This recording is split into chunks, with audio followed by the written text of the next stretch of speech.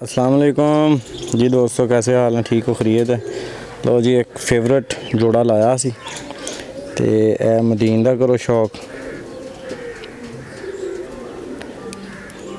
ए Medina है ते ए नर बैठा है।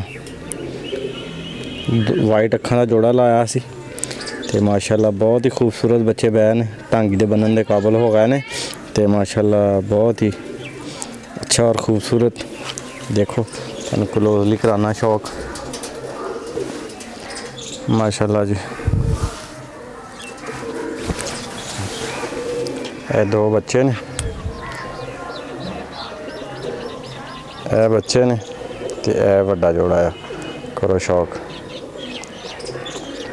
मैं क्या चलो छोटी जी वीडियो बना के, काफ़ी देर हो गई है तो शौक की वीडियो नहीं बनाई सी, तो मैं क्या चलो बना के दोस्तों के नाल शेयर करा। ए बच्चा है, क्या बच्चा है? एक है बच्चा है, आ मदीन आ ते ए नारिया।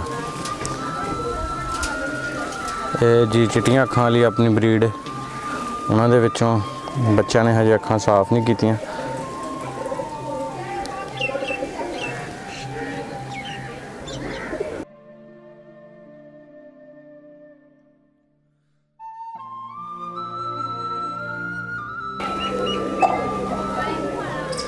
बच्चों का करो शौक।